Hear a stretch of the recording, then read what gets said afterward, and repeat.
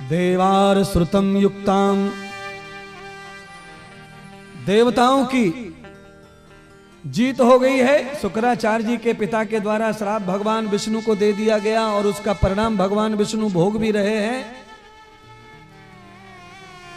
देवताओं की दोबारा से पराजय हो, देवताओं के ऊपर शासन हो दैत्यों का, उसके लिए प्रहलाद आदि समस्त दैत्य पुनर्जीवित हो रहे हैं, धीरे धीरे योजना बना रहे हैं। शुक्राचार्य जी की मां ने दैत्यों को शिक्षा दी, भक्ति दी और पुनः बल दिया, उन्हें देवताओं से लड़ने के लिए खड़ा कर दिया। इतना बल, इतनी शक्ति, इतना सामर्थ्य, उन्हें जीवित कर दिया। देवताओं को यह महसूस हो गया कि दैत्य इतने ज्यादा बलवान हो गए हैं अपनी सेना के साथ कि अब वो कभी भी स्वर्ग को छिना सकते हैं। तो देवताओं ने क्या किया कि अपने गुरुदेव बृहस्पति के पास गए और बृहस्पति से कहा, गुरुदेव अब आप ही हमारे साथ कुछ कीजिए। दैत्यों की गुरु बन के शुक्राचार्य की मां ने दैत्यों को बलवान कर दिया है। अब वो धरती को, स्वर्ग को कभी भी छिना लेंगे। देवता कांपने लगे, डरने लगे उनकी साधना से, उनकी भक्ति से।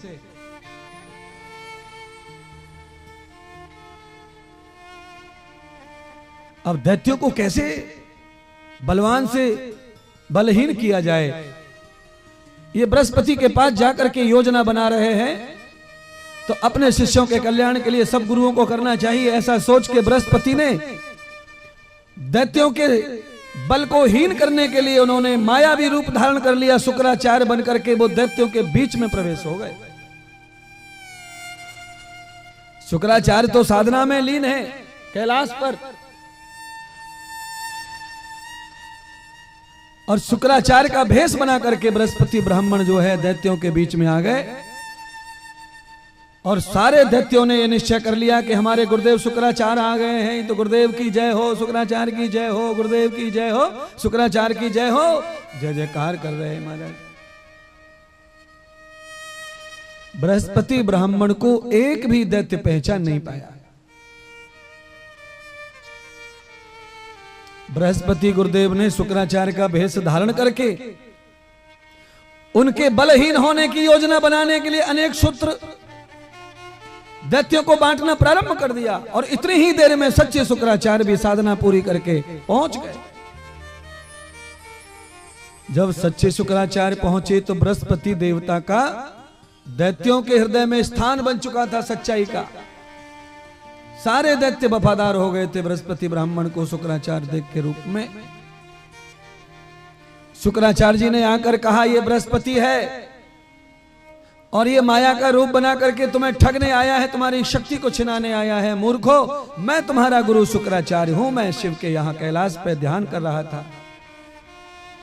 बहुत कहा पर दैत्यों ने असली शुक्राचार्य को मानने से इनकार कर दिया। वो बृहस्पति ब्राह्मण को ही शुक्राचार्य मानकर उनकी सेवा अर्चना पूजा और उन्हीं से अध्ययन में लीन हो गए। शुक्राचार्य निराश होकर क्रोध में आकर के गालियां देते हुए दैत्यों को छोड़ करके अपने लोक में चले गए।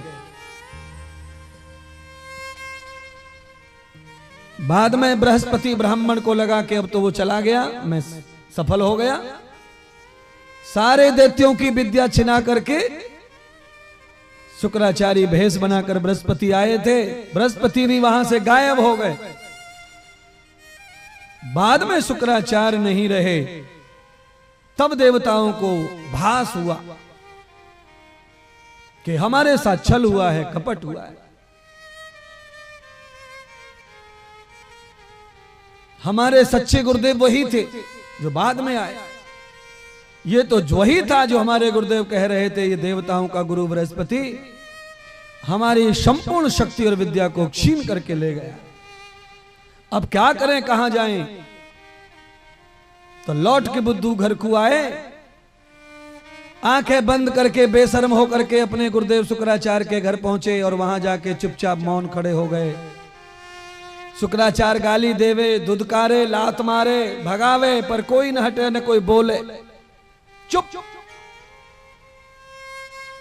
भक्त श्रोमणी प्रहलाद जी ने सोचा कि गुरुदेव भूल हो गई। दोनों चरणों में माथा टेक दिया प्रहलाद ने और लेट गए। गुरुदेव भूल हो गई, माया बस, हमारा कोई दोष नहीं है, अब आप हमें माफ करके अपनी शरणागति ले लो। भक्त प्रहलाद की बुद्धि और सज्जनता को शुक्राचार्य पहले से सम्मान करते थे। शुक्राचार्य जी ने प्रहलाद को देखा कि वो माथा रगड़ रहा है, रो रहा है, वो सच्चा इंसान है और भूल किसी से भी हो जाती है, इनमें क्या दोष है इनका, वो तो भ्रम डाल दिया बुद्धि में इनकी में बृहस्पति ने। शुक्राचार्य जी ने प्रहलाद के कारण समस्त दैत्यों को माफ कर दिया और माफी देकर के जो शक्ति लाए थे वो शक्ति देने लगे और आचरण करने के लिए कहा कि तुम सब लोग यहां विराजमान हो जाओ। देवताओं को परास्त करके स्वर्ग सिंहासन और विष्णु ब्रह्मा सब लोगों को जीतने वाली शक्ति मैं लेके आया हूं और वो शक्ति मैं तुम्हें दान करूंगा, तुम अब तप करो।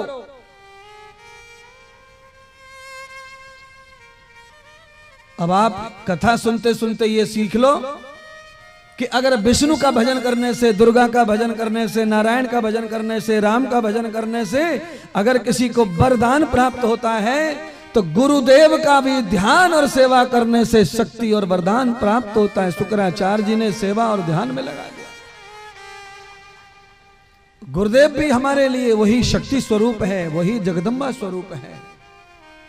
गुरु माउली रूप होता है, गुरु हमारे लिए गोविंद रूप होता है, हमारे लिए गुरुदेव ब्रह्म रूप है।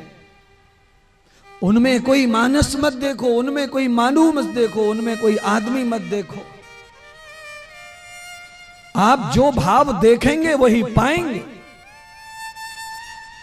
आपकी दृष्टि में जो चीज समाई है वही प्राप्त होगा, पर वो अचल विश्वास होना चाहिए, अड़ल विश्वास होना चाहिए। सारे के सारे दैत्य शुक्राचार्य जी की परम सेवा में लग गए और देवताओं को लग रहा है कि बृहस्पति समस्त शक्तियां लेकर हमें दान कर दी।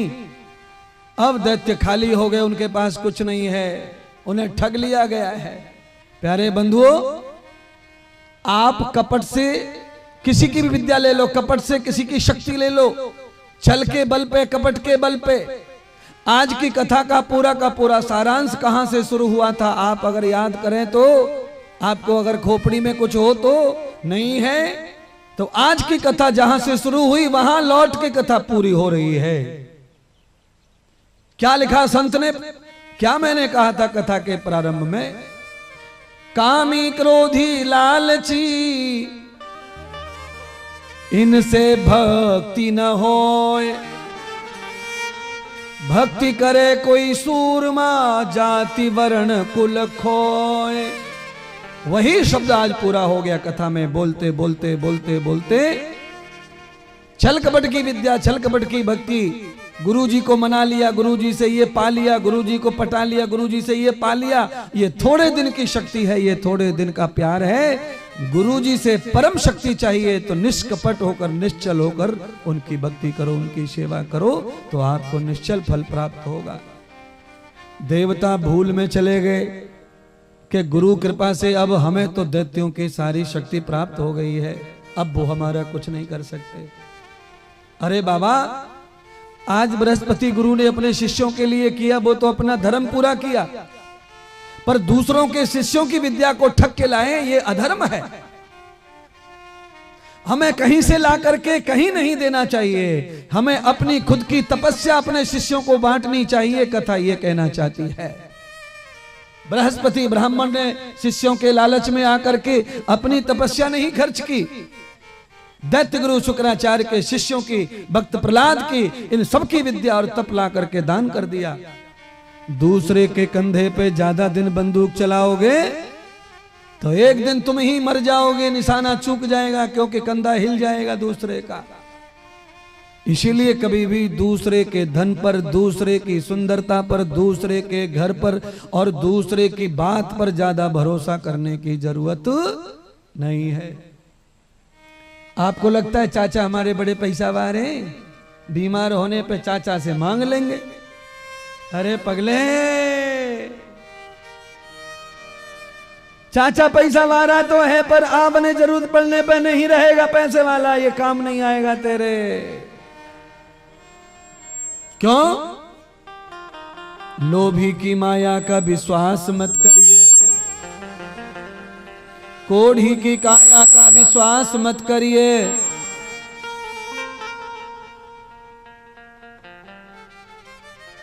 बादल की छाया का विश्वास मत करिए।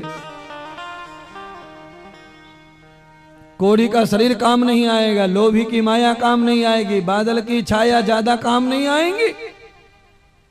ये टेम्परेरी है, टेम्परेरी।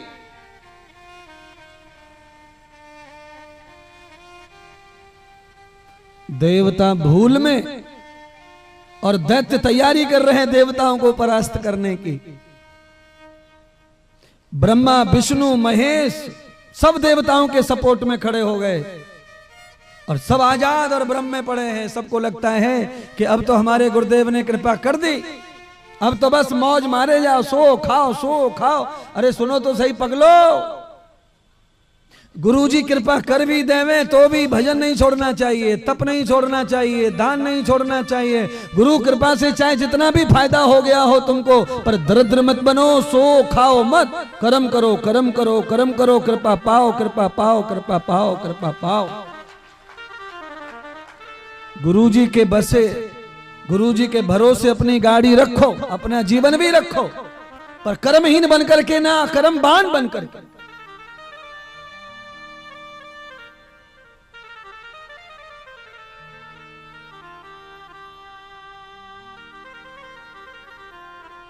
सर्वं किल्विषं रूपम